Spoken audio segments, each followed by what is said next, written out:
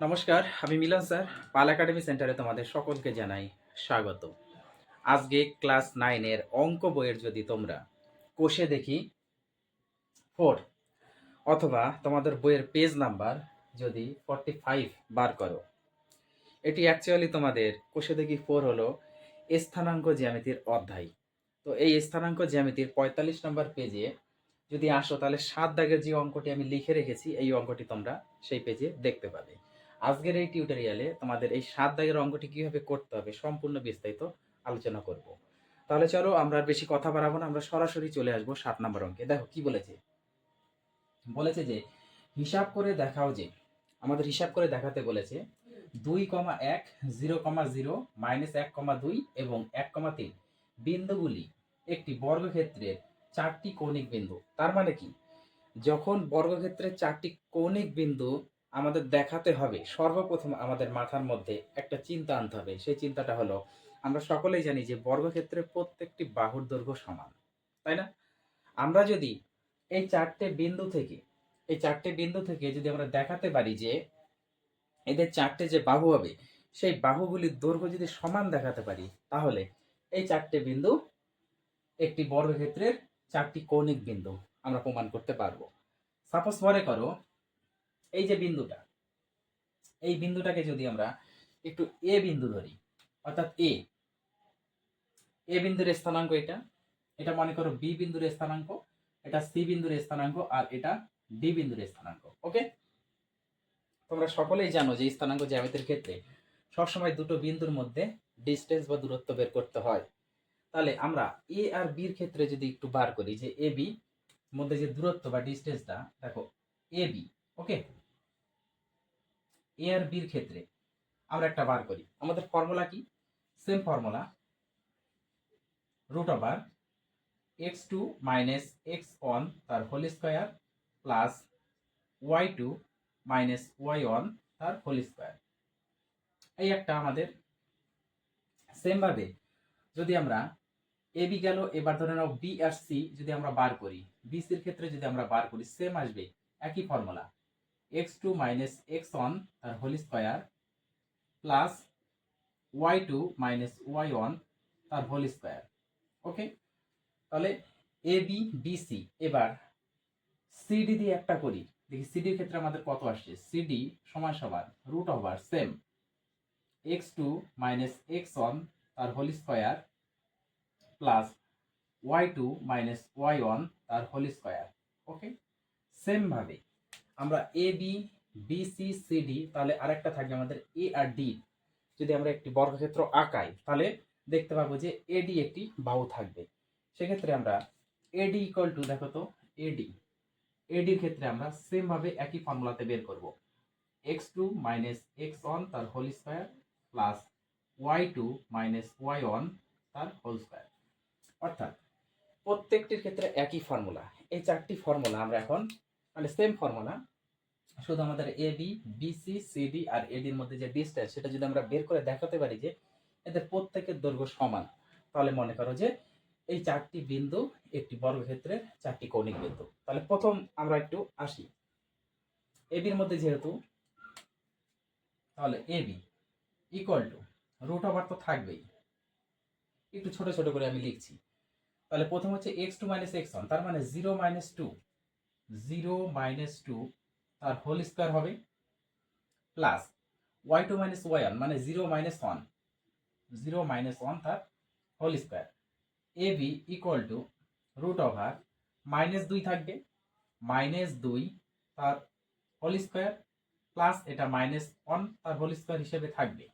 যদি আমরা বিয়োগ করি, ইকুয়াল টু -2 এর মানে 2 দুগুণা 4, আর দুটো মাইনাস গুণ করলে প্লাস হয়, বসানোর দরকার নেই, প্লাস একের স্কয়ার এককে 1, আর দুটো মাইনাস গুণ করলে আমাদের হয়ে যায় প্লাস, প্লাস বসানোর দরকার নেই। এটা যদি আমরা যোগ করি রুট ওভার 5, তার মানে আমরা পেয়ে গেলাম A B equal to root over 5। Same ভাবে যদি আমরা একটু বিসি এবার বার করি, দেখো BC equal to root over B আর সির ক্ষেত্রে x2 মাইনাস x1, তার মানে হচ্ছে x2 হচ্ছে আমাদের -1 আর এখানে মাইনাস আছে, -1 আর এখানে আমাদের মাইনাস আছে। এই যে মাইনাস, সেই মাইনাস থেকে কিন্তু আমাদের -0 বাদ যাবে তার whole square plus Y two মানে হচ্ছে আমাদের পরেরটা 2, আর এখানে মাইনাস আছে, সেই মাইনাস থেকে আমাদের এই 0 বাদ যাবে। হয়ে গেল, clear?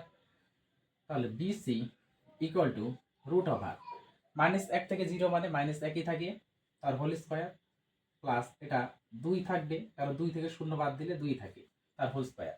BC equal to root over -1 মানে 1 প্লাস 2 এর স্কোয়ার মানে 4, তার মানে বিসি ইকুয়াল টু আমরা পেলাম সেম রুট ওভার 5। ওকে, এবার আমরা একটু সিডির ক্ষেত্রে বার করি। এবার যদি আমরা সিডির ক্ষেত্রে একটু বার করি, দেখো সিডি ইকুয়াল টু এটাই থাকবে, দেখো সি আর ডি, তার মানে 1 - 1 ফর্মুলার মাইনাস, আর এখানকার -1 আছে, তাহলে -1 +1 তার হোল স্কয়ার হবে, প্লাস ওয়াই টু মানে 3 ফর্মুলার মাইনাস, আর এখানে হচ্ছে 2, তাহলে -2 তার whole square. CD equal to root over 1 আর 1 যোগ করলে 2 তার স্কয়ার, প্লাস 3 থেকে 2 যদি চলে যায় তাহলে 1 থাকে তার square. CD equal to root over 2 দুগুণা 4 প্লাস 1, তাহলে CD equal to root over 5, এটাও যদি আমরা যোগ করি রুট ওভার 5 এসে দাঁড়াচ্ছে।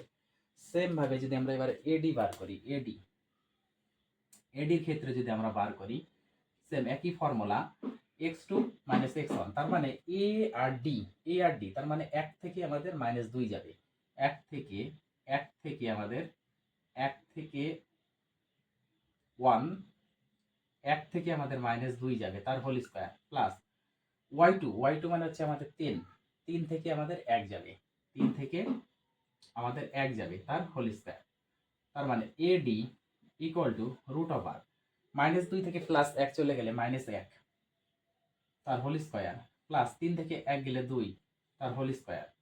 এডি ইকুয়াল টু রুটের মধ্যে -1 এর স্কয়ার যদি আমরা করি তাহলে 1 হবে, প্লাস 1 হবে, কারণ 1 1 গুণ করলে 1 আর দুটো মাইনাস গুণ করলে প্লাস, বসানোর দরকার নেই, প্লাস 2 এর স্কয়ার করলে 4।